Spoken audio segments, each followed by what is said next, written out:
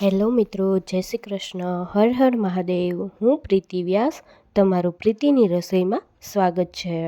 આજે આપણે બનાવીશું નાન, જે સરસ મસ્ત બાર જેવી જ ઘરે તૈયાર થાય છે. તો ચાલો આપણે જોઈએ કેમ બનશે.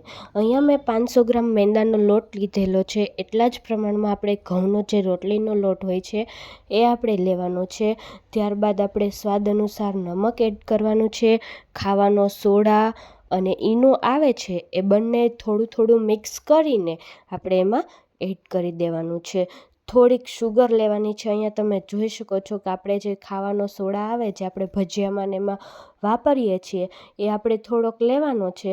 અને ઈનો આપણે નાખવો હોય તો આપણે ઈનો પણ નાખી શકીએ છીએ.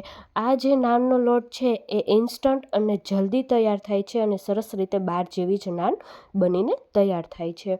અહીંયા મેં લીધેલું છે દૂધ, જે સરસ રીતે આપણે એમાં એડ કરી અને બધું મિક્સ કરી દેવાનું છે. અને અહીંયા હું છાશ લઉં છું. છાશ ન હોય તો તમે દહીં પણ લઈ શકો છો. અને સરસ રીતે બધું મિક્સ કરીને લોટ આપણે બાંધી લેવાનો છે. અને લોટને આપણે થોડીવાર રહેવા દેવાનો છે. મોણ માટે હું થોડુંક અમથું તેલ લઉં છું અને આપણે એને સરસ રીતે બધું મિક્સ કરી અને લોટને આપણે બાંધી લેવાનો છે. અહીંયા શુગર આપણે એડ કરવાની છે, જેમ મેં પહેલાં કીધેલું એમ. એટલે સરસ રીતે આમ ટેસ્ટ આવે નાનનો, મસ્ત બાર જેવો જ એકદમ સ્વાદ આવે છે અને જલ્દી બનીને તૈયાર થાય છે. પહેલો ઈસ્ટ લઈ આવીએ અને ઈસ્ટથી થોડી વાર રહેવા દઈએ અને પછી કરીએ, એની કરતાં આ જલ્દી અને મસ્ત તૈયાર થઈ જાય છે.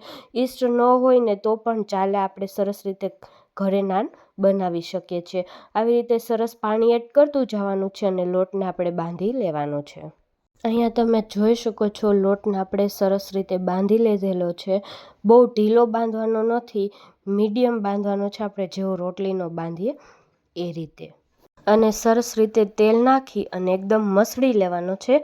કૂણવી લેવાનો છે એટલે સરસ મસ્ત એકદમ છે ને આમ સરસ આમ સ્ટ્રક્ચર એક એવું મસ્ત તૈયાર થઈ જશે ને કે આમ બાર જેવો જ નાનનો લોટ બનીને તૈયાર થઈ જશે. તમે અહીંયા જોઈ શકો છો કે કેટલો સરસ આપણે કૂણવવાથી નાનનો જે લોટનો આમ એકદમ મસ્ત આમ કુણાશ આવી ગઈ છે ને, એ તમે જોઈ શકો છો.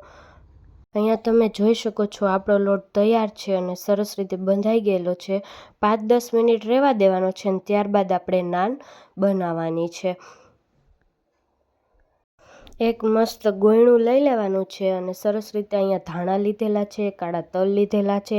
એને સરસ રીતે ગોયણા ઉપર રાખી અને પછી આપણે નાનને વણવાની છે. એટલે બાર જેવી જ એકદમ મસ્ત, કેમ આપણે બાર ખાતા હોય એવી જ મસ્ત કૂણીને સરસ નાન તૈયાર થઈ જાય છે.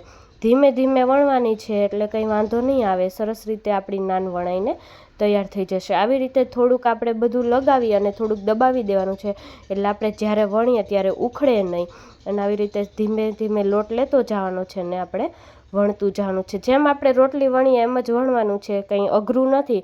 સરસ રીતે આવી રીતે નાન વણાઈ જાય ત્યારબાદ નાનની એક બાજુ પાણી લગાવી અને નાનને આપણે લોઢીમાં રાખી દેવાની છે. જે બાજુ પાણી લગાવ્યું હોય ને એ ભાગ આપણે લોઢીમાં રાખવાનો છે અને 5-10 મિનિટ ચડવા દેવાનો છે. ત્યારબાદ આપણે લોઢી ઊંધી કરી અને બાર કેમ બધા સરસ રીતે આમ ચડાવતા હોય એવી જ સરસ રીતે તૈયાર થઈ જાય છે. અને અહીંયા તમે જોઈ શકો છો આપણે થોડું એવું પાણી લગાવી અને પાણીવાળો ભાગ જ આપણે લોઢીમાં રાખવાનો છે અને ધીમા ગેસ ઉપર થવા દેવાનું છે.